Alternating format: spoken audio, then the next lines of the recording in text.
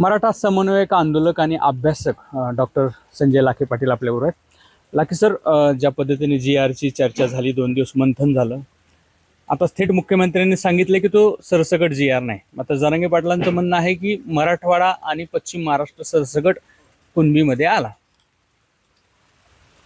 माननीय मुख्यमंत्र्यांनी जे सांगितलं ते सत्यच आहे, कारण हा शासन आदेश जो काढलेला आहे हा कायदा नव्हे। लोकांचा असा समज आहे की हा कायदा आहे, तर हा कायदा नाही, हा शासन आदेश आहे। आणि ह्या शासन आदेशामध्ये शासन आदेश कशा पद्धतीने वाचायला पाहिजे या संदर्भात समाजामध्ये आज अभ्यास नाही, त्यामुळे लोकांना असं वाटतं की सगळे मराठी सरसकट जातील। तशी वस्तुस्थिती नाही आहे। हा जो काही शासन आदेश काढलेला आहे 2 तारखेला, त्यामध्ये वर जे वाचा म्हणून रायडर दिलेले आहेत 1 ते 10, त्यापैकी नंबर 1, नंबर 3 आणि नंबर 10 हे जे रायडर आहेत की ते कायद्याचा आधार त्यामध्ये दिलेला आहे। तो आधार असा आहे की 2010चा जो कास्ट व्हॅलिडिटी आणि व्हेरिफिकेशन कायदा आहे तो 2012 मध्ये त्यामध्ये सुधारणा झाल्या आणि 2024ला सुधारणा झाल्या। ह्या सुधारणा विसरून हा GR लागू होऊच शकत नाही। आणि त्या सुधारणा अशा आहेत, कास्ट व्हॅलिडिटी आणि व्हेरिफिकेशनचा नियम जो आहे तो देशामध्ये एकच आहे आणि त्यामध्ये अर्ज जरी करायचा आहे तर जातीला सांकेतिक क्रमांक दिलेले आहेत आणि त्याप्रमाणे कुणब्याला एक सांकेतिक क्रमांक आहे आणि मराठ्यांना कुठलाही सांकेतिक क्रमांक नाही, कारण मराठा हा ऑदर बॅकवर्ड क्लासेस ह्या घटकामध्येच मराठ्याची नोंद नाहीये। म्हणून जर तुम्ही त्यामध्ये तुम्हाला अर्ज जरी करायचा आहे तर तो सांकेतिक क्रमांक त्यामध्ये टाकावा लागतो आणि मराठ्यांना कुठलाही सांकेतिक क्रमांक नाही। त्यामुळे ह्या आरक्षणासाठी मराठा समाज हा पात्रच नाही।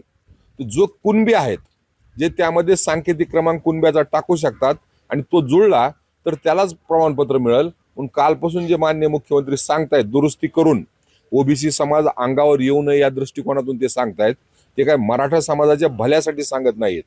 ओबीसी समाजाचे आंदोलन थांबले पाहिजे, ओबीसी समाज अंगावर आला नाही पाहिजे यासाठी मुख्यमंत्री ते सांगतायत। आणि ते जे सांगतायत की ज्यांचं रक्ताचं नातं आहे आणि ज्यांची कुणबी अशी नोंद आहे आणि तीही 1967 पूर्वी, त्याच लोकांना हे प्रमाणपत्र मिळेल। म्हणजे ढोबळमानानं आणि कायदेशीर दृष्ट्या जर आपल्याला यामध्ये बोलायचं आहे तर जो कुणबी आहे, ज्याचं कुणबी तो सिद्ध झालेला आहे, त्यालाच कुणबी म्हणून या ठिकाणी प्रमाणपत्र मिळेल। एकाही मराठ्यांना यामध्ये प्रमाणपत्र मिळू शकत नाही। मराठा उपसमितीचे अध्यक्ष राधाकृष्ण विखे पाटील हे मराठ्याची फसवणूक करत आहेत आणि ज्या पद्धतीने त्यांनी सांगितलं की मराठ्यांना यामधून आरक्षण मिळेल, हे सरासर चूक आहे, खोटं आहे। मराठा समाजाच्या एकाही माणसाला यामधून आरक्षण मिळणार नाही। या कागदाचा काही एक उपयोग होणार नाही का? म्हणजे मला असं म्हणायचं की मनोज जरांगेंची जी मागणी आहे त्या दृष्टीने पुढे चालण्यासाठी ही सुरुवात पण असू शकणार नाही। मनोज जरांगे पाटील स्वतःचं महत्त्व वाढवण्यासाठी आणि मी समाजासाठी खूप काही केलंय हे दाखवण्यासाठी, एकतर जे वर्षोनुवर्ष ज्या समाजामध्ये काम करणारे जे विविध घटक आहेत सामाजिक संघटनाचे, मराठा समाजामध्ये काम करणारे अनेक सामाजिक संघटना आहेत। आरक्षणाचा लढा काही मनोज जरांगे पाटलापासून चालू झालेला नाही, अनेक वर्षापासून हा लढा चालू आहे।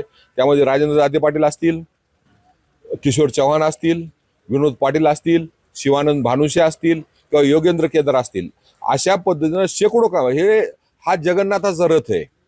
हा जगन्नाथाचा रथ ज्याला हात लागला त्यांनी ओढायचं, पण तो मनोज जरांगे पाटलाचा सध्या समज असा आहे की जगन्नाथाचा रथ मी एकटा ओढतोय आणि मी ओढला तरच हा रथ पुढे जाईल, हा त्यांचा वृथा अभिमान आहे आणि त्यातून समस्त मराठा समाजाचं ते आंदोलन नुकसान करत आहेत। माझा तर जाहीर आरोप आहे की मनोज जरांगे पाटील हे मराठा समाजाचं नेतृत्वच करत नाहीत, कुणबी समाजाचं नेतृत्व करतायत। आणि कुणब्यांना कसं सोयीस्कर होईल, हैदराबाद संस्थांमधील कुणब्यांना कशा पद्धतीने यातून आरक्षण मिळेल एवढाच त्यांचा अजेंडा आहे। कारण त्याची एकही मागणी वैध, कायदेशीर, घटनात्मक मराठा समाजाला आरक्षण मिळावं या पद्धतीचे नाही। माझं त्यांना जाहीर आव्हान आहे की त्यांनी असं मला दाखवून द्यावं की ही मागणी त्यांची मराठा समाजाला आरक्षण देण्यासाठी आहे। कारण त्यांना कायदा, शासन आदेश, पुरावाचा शासन आदेश यातला फरकच मनोज जरांगे पाटलांना कळत नाही। आणि हैदराबाद गॅजेट जे आहे, हैदराबाद गॅजेट लावा म्हणजे काय लावा, त्यातलं कुठली गोष्ट लावा हेही त्यांना कळत नाही। आणि स्वतःच्या अज्ञानातून ते संपूर्ण मराठा समाजाची जी ताकद आहे, आज करोडो मराठा रस्त्यावर उतरलाय आपण कल्पना करू शकत नाही, एवढा हजारो कोटीमध्ये मराठ्यांनी खर्च केलाय. फुलावर मराठ्यांनी 5-50 नाही 100 कोटी रुपये या ठिकाणी उधळले. पण मिळालं काय मराठा समाजाला?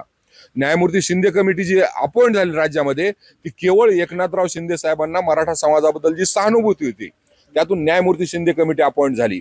आणि न्यायमूर्ती शिंदे कमिटीनं त्या काळामध्ये त्यांना जो काही पूर्ण कार्यकाळ मिळाला, त्यांनी मराठवाड्यातले हैदराबाद संस्थांमधले जवळपास 2.5 कोटी डॉक्युमेंटचं त्यांनी डॉक्युमेंटेशन केलंय. ते डॉक्युमेंटेशन त्यांनी बघितलंय आणि त्यानंतर नोंदी किती मिळाल्या?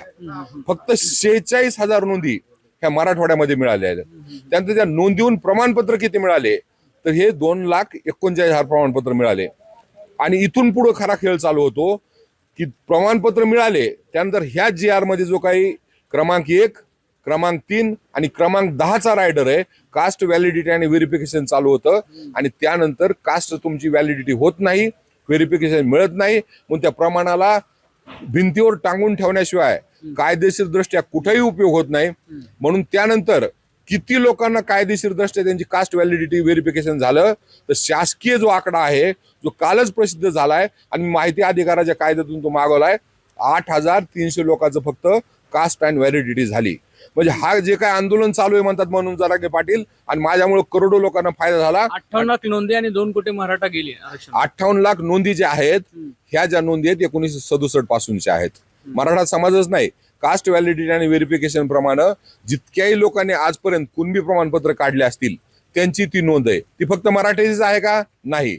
अदर बॅकवर्ड क्लासेस म्हणून ओबीसी मधील ज्या ज्या घटकाला प्रमाणपत्र काढावं लागतं त्याची ती नोंद आहे त्या समाजाची.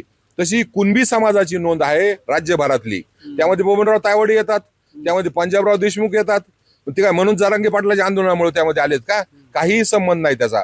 तर राज्यामध्ये जे 58 लाख लोक आलेत यामध्ये जवळपास 95% विदर्भ वराडातले आहेत, 80% लोक हे खानदेश मधले आहेत आणि 60 ते 65% पेक्षा जास्त लोक हे उर्वरित महाराष्ट्रातले आहेत. आणि जे काही न्यायमूर्ती शिंदे कमिटी जी तत्कालीन मुख्यमंत्री एकनाथराव शिंदे साहेब यांनी नेमली होती आणि कामाला लावली होती, त्या कमिटी नंतर मराठवाड्यामध्ये फक्त 49,000 नोंदी मिळाल्यात. आणि त्यामुळे 2,39,000 प्रमाणपत्र वितरित झालेत आणि 8,500 लोकांची फक्त व्हॅलिडिटी झाली. हे जर यश मनोज जरांगे पाटलाचं आहे आंदोलनाचं तर त्यांनी त्यांचं समजावं. पण हेही त्यांनी विसरू नये की जोपर्यंत हे आंदोलन चालू होतं न्याय मार्गानं, वैध मार्गानं आणि कायद्याच्या चौकटीत बसून, तोपर्यंत ते आज ज्यांच्यावर टीका करतायत ते सगळे लोक त्यांच्यावर खांद्याला खांदा लावून होते. शिवानंद भानुसे असतील, विनोद पाटील असतील, योगेश केदार असेल किंवा किशोर चव्हाण असेल, राजेंद्र ताते पाटील असेल किंवा आम्ही सगळे असू, आम्ही एकत्र त्या ठिकाणी काम करत होतो आणि न्यायिक दिशा ठरवत होतो, कायदेशीर दिशा ठरवत होतो. आणि ज्यावेळेस आम्हाला लक्षात आलं की मनोज जरांगे पाटील हे स्वतःची बुवाबाजी यामध्ये चालवतात, त्यांना कॅमेरा स्वतःपासून इकडे जायला नकोय, हे ज्या दिवशी लक्षात आलं त्या दिवशी पासून आम्ही आंदोलनापासून बाजूला झालो. आणि बुवाबाजी जी चालली तिला आमचा टोकाचा विरोध आहे. कारण की न्यायमूर्ती शिंदे समितीनंतर सुद्धा मराठ्याला काहीच मिळालं नाही. आणि आज हा GR जो काढलाय तो हैदराबाद गॅजेट म्हणजे काय? त्यामध्ये काय नावानिशिवाय कोणाची नोंद आहे का? कोणाचीही नोंद नाही. आणि हैदराबाद गॅजेट कसा समावेश करावा हे मनोज जरांगे पाटलाला माझं आव्हान आहे की हैदराबाद गॅजेटचा समावेश करून त्यातून मराठा समाजाला कसं त्यामध्ये आरक्षण द्यावं हे त्यांनी समाजाला या ठिकाणी सांगितलं पाहिजे. आणि ते जर सांगितलं तर मी त्यांना निश्चित त्यांचा आभार मानन. परंतु त्यांना ते माहीतच नाही. 1881 जे गॅजेट ते म्हणतात, जे 84 या ठिकाणी आलं ते गॅजेट, आणि त्या गॅजेटला काय नोंदी आहेत त्या मीच त्यांना सांगितल्यात. मीच त्यांना सांगितलं यामधून काय घ्यायला पाहिजे. पण ते सोडून त्यांनी त्यापासून पुढे जाऊन कुठलीही मागणी केली नाही. हैदराबाद गॅजेट लावा, सातारा गॅजेट लावा. आपल्या माहिती करता मी सांगतो, मी अभ्यासक आहे हैदराबाद गॅजेटचा. सातारा गॅजेटचा माझा तेवढा अभ्यास नाही, तरी मी सांगतो हैदराबाद गॅजेटमध्ये नावानिश्चित काही नोंदी आहेत.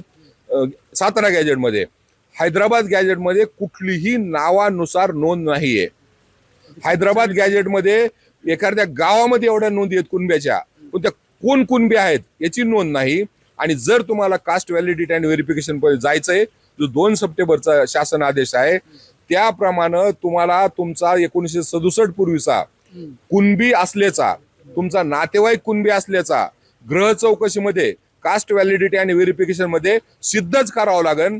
आणि मराठवाड्यातला एकही मराठा हे सिद्ध करू शकत नाही. आणि ही मराठा समाजाबरोबर राधाकृष्ण विखे पाटलांनी केलेली बेईमानी आहे. पण माझं जाहीर आव्हान आहे राधाकृष्ण विखे पाटलाला की ते जे म्हणत होते की मराठा समाजाला मी ऐतिहासिक आरक्षण दिलंय, हा त्यांचा दावा या राज्याचे मुख्यमंत्री देवेंद्र फडणवीस यांनीच खोडून काढलाय. की त्यांनी सांगितलंय की मी सरसकट आरक्षण दिलेलं नाही, मराठा समाजाला आरक्षण दिलं नाही, हे कुणब्यांना आरक्षण दिलंय.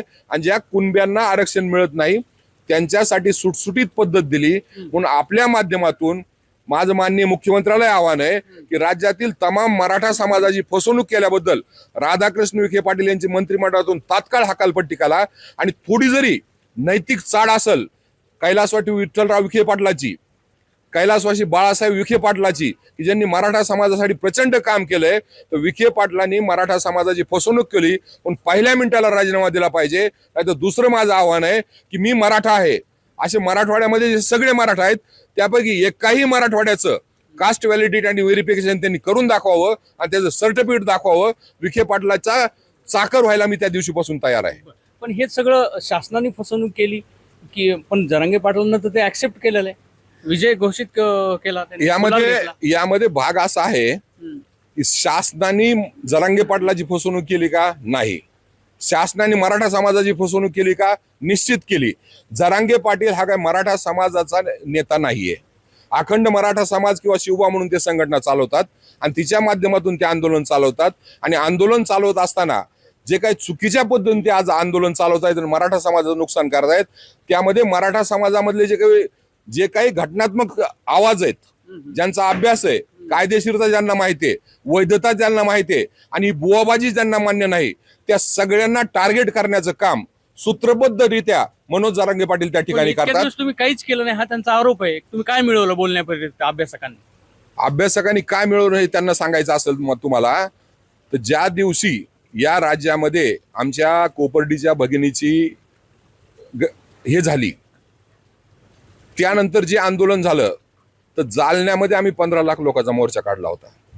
आणि ते आंदोलन संपूर्ण राज्यभर पेटल्यानंतर त्या आंदोलनाचा आम्ही सगळ्या समन्वयकांनी, स्वतःसाठी नाही, स्वतःचं नाव सुद्धा आम्ही त्या ठिकाणी देत नव्हतो. मराठा क्रांती मोर्चा एक आदर्श उदाहरण राज्यामध्ये नाही जगामध्ये होतं की 56 मोर्चे आम्ही शांततेने काढले, प्रत्येक जिल्ह्यामध्ये शांततेने काढलं, जबाबदारीने मोर्चे काढले.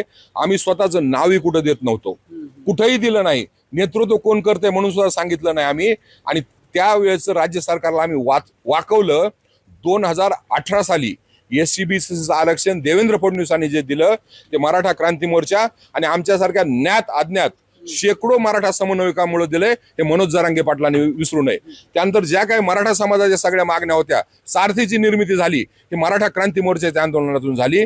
आणि ज्या काही त्यावेळेस ज्या अनेक मागण्या होत्या मराठा समाजाच्या, ह्या केवळ आम्ही नाव न दिलेल्या मराठा क्रांती मोर्चाच्या आंदोलनातूनच आल्या. मनोज जरांगे पाटलासारखा आम्ही समाजाचं नेतृत्व करता असा भाऊ केला नाही, हे त्यांनी त्या ठिकाणी लक्षात घेतलं पाहिजे. म्हणून हे काही जे काही फसवणूक झाली ही होय सरकारनं, आणि सरकारपेक्षा माझा या ठिकाणी जाहीर आरोप आहे राधाकृष्ण विखे पाटील यांनी तमाम मराठा समाजाची फसवणूक केलेली आहे. म्हणून त्यांना सरकारमध्ये राहायचा अधिकार नाही. त्यांनी जरांगे पाटलाची फसवणूक केली का? नाही. कारण माझा हाही जाहीर आरोप आहे की जो ड्राफ्ट आहे त्या ठिकाणी जे काही आमचे सहकारी डॉक्टर शिवानंद भानुशी यांनी सांगितलंय, योगेश केदार यांनी सांगितलंय, तो ड्राफ्ट काय हे जरांगे पाटलांना आधीच माहित होतं. केवळ तो ड्राफ्ट वाचायचा आणि सरकारचा जय जयकार करून गुलाल उधळायचा, जे त्यांनी नवी मुंबईमध्ये केलं होतं. सगळे सोयऱ्याचा जो काही ड्राफ्ट आहे हा कॉन्स्टिट्युशनल नाही, लिगल नाही.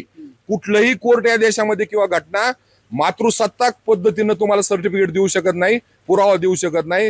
हे असतानाही त्या ड्राफ्टमध्ये स्पष्ट लिहिलेलं होतं की पॅरेंटल तुमचं म्हणजे वडिलाकडूनच तुमचा नातेसंबंध असला पाहिजे. आणि सगळ्यात भयानक गोष्ट त्या ड्राफ्टमध्ये कुठली होती की सदरील शासन आदेश हा SC ST OBC या सगळ्या समाज घटकाला लागू होईल. त्यामुळे त्या दिवशी त्याला आम्ही विरोध केला, उपोषण केलं. आणि त्यामुळे परत मनोज जरांगे पाटलाला तिथून गुलाल उधळून आल्यानंतर सुद्धा आंतरवाली सराटीमध्ये आंदोलन करावं लागलं. कारण की ते सरकारचा उदोदो करणं, गुलाल उधळून घेणं आणि मराठा समाजाची फसवणूक करणं हे सातत्यानं काम करतायत. आणि मराठा समाजाचे जे आंदोलन आहे, आज विषय कुठला आहे मराठा समाज समोर? EWSचं आरक्षण टिकलं पाहिजे. तो कायदा आहे, शासन आदेश हा कायदा नाही. ईडब्ल्यूएसचं आरक्षण टिकलं पाहिजे. ईडब्ल्यूएसचं एससीबीसीचं आरक्षण राज्यामध्ये लागू झाल्यामुळं ईडब्ल्यूएसचं आरक्षण जे निघून गेलंय त्या संदर्भात शासनाला भूमिका घ्यायला लावली पाहिजे आणि ईडब्ल्यूएस आरक्षण लागू झालं पाहिजे. दुसरा एक भाग या ठिकाणी सांगतो, केवळ माझ्या पिटिशनमुळं ॲडव्होकेट तळेकर यांच्या मार्फत उच्च न्यायालयामध्ये मी जी पिटिशन केली होती त्या पिटिशनमध्ये ह्या राज्यामध्ये ईडब्ल्यूएसचं आरक्षण लागू झालं, नाही तर एससीबीसीचं जे आरक्षण तत्कालीन मुख्यमंत्री देवेंद्र फडणवीस यांनी लागू केलं होतं त्यानंतर 2 आरक्षणाचा लाभ घेता येत नाही म्हणून ईडब्ल्यूएसचं आरक्षण राज्यातून उडवलं होतं. 5/5/2020 साली सर्वोच्च न्यायालयानं एससीबीसीचं आरक्षण रद्द केलं तरीही राज्य सरकारनं ईडब्ल्यूएसचं आरक्षण लागू केलं नव्हतं, कारण राज्य सरकारमध्ये ती हिंमत होत नव्हती की मराठा समाज अंगावर येईल. मी मुंबई उच्च न्यायालयामध्ये गेलो, ॲडव्होकेट सतीश तळेकर यांच्या मार्फत मी याचिका दाखल केली आणि मी याचिका दाखल केल्यानंतर पहिल्या सुनावणीमध्ये तत्कालीन राज्य सरकारनं ॲफिडेव्हिट दाखल केलं, होय आम्ही ईडब्ल्यूएस आरक्षण लागू करतो. तर माझा दावा आहे त्या राज्यामध्ये जे ईडब्ल्यूएस आरक्षण लागू केलं होतं ते डॉक्टर संजय लाखे पाटील यांच्या पिटिशनमध्ये लागू केलं होतं आणि संपूर्ण समाजासाठी लागू केलं होतं. अशा 8,000 लोकांना कास्ट व्हॅलिडिटी आणि व्हेरिफिकेशन लागू करण्यासाठी नाही आणि मराठा समाजाचे करोडो लोक रस्त्यावर आणण्यासाठी सुद्धा मला त्याची गरज पडली नव्हती. मला एक विचारायचं की एकतर तुम्ही सरकारने फसवलं नाही म्हणताय, मग सरकार आणि मनोज जरांगे पाटील दोघांनी फसवलं समाजात? निश्चित सगळे सोयरेची जी फसवणूक सरकारने केली होती मराठा समाजाची किंवा काल जी मराठा समाजाची 2 सप्टेंबर रोजीच्या हा जो काही शासन आदेश आहे मुख्यमंत्र्यांनी अतिशय योग्यरित्या त्या ठिकाणी सांगितलंय, हा पुराव्याचा शासन आदेश आहे की ज्यांना 1967 पूर्वीच्या नोंदी आहेत त्या मिळत नाहीत त्यांचे पुरावे सुटसुटीत करण्याचं काम केलंय.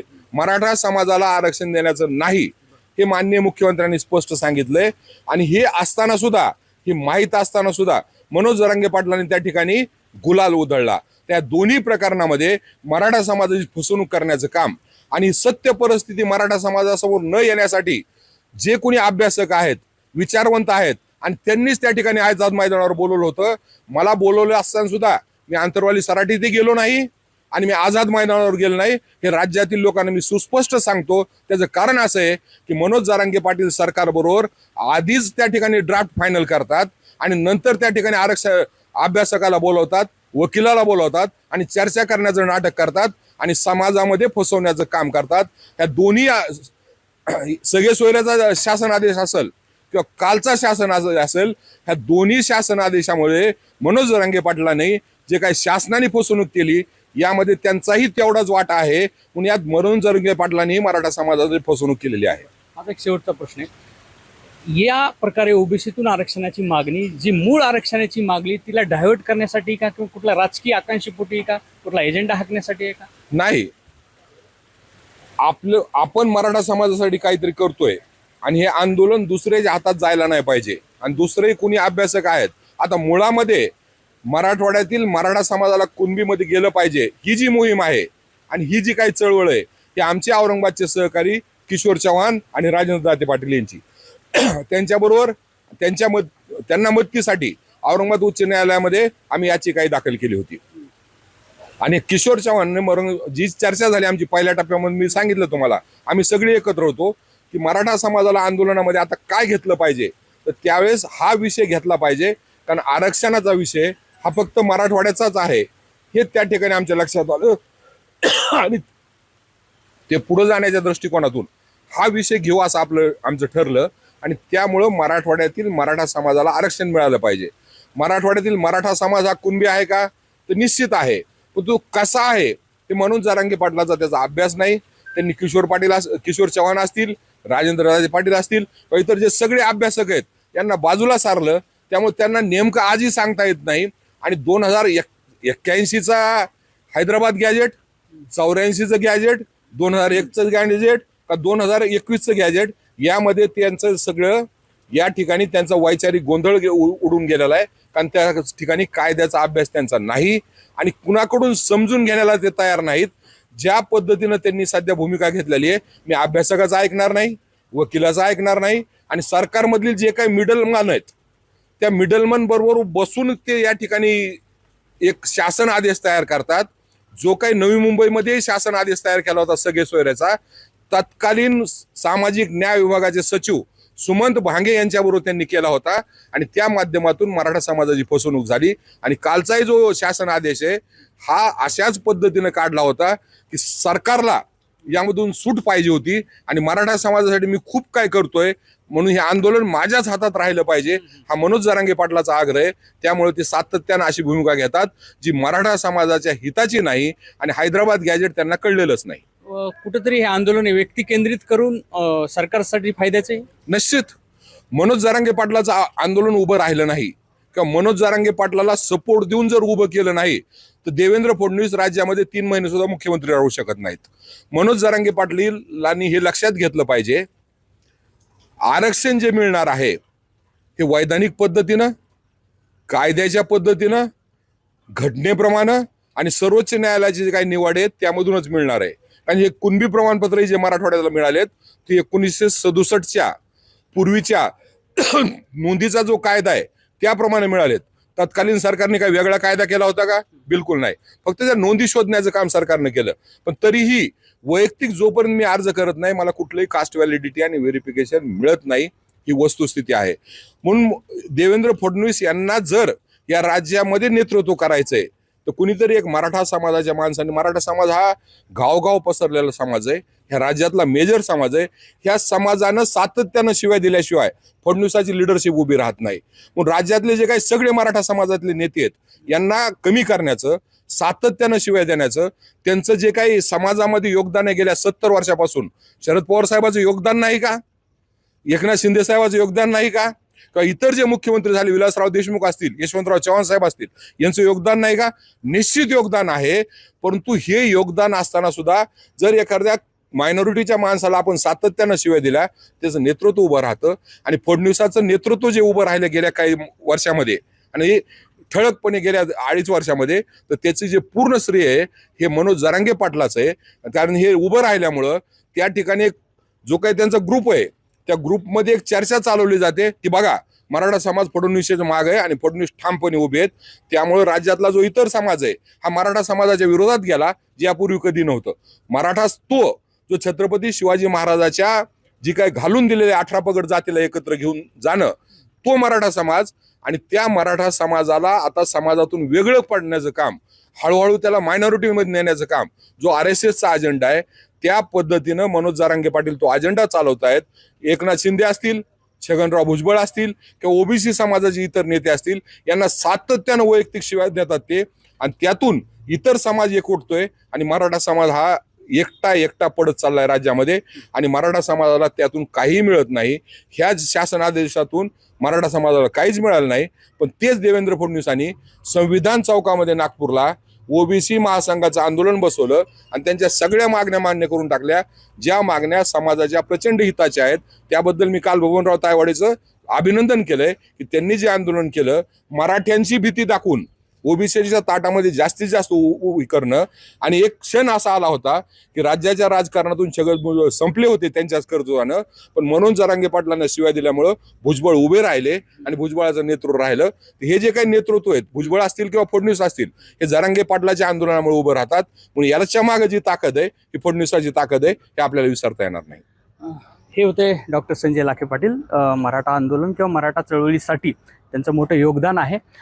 त्यांच्या या दाव्यानंतर त्यांनी सरकार आणि मनोज जरांगे यांची कुठेतरी मिलीभगत आहेत अशाच प्रकारचा त्यांचा आरोप आहे आणि त्यातूनच कुठेतरी सामाजिक वातावरण देखील दूषित होत असल्याचं त्यांचं म्हणणं आहे.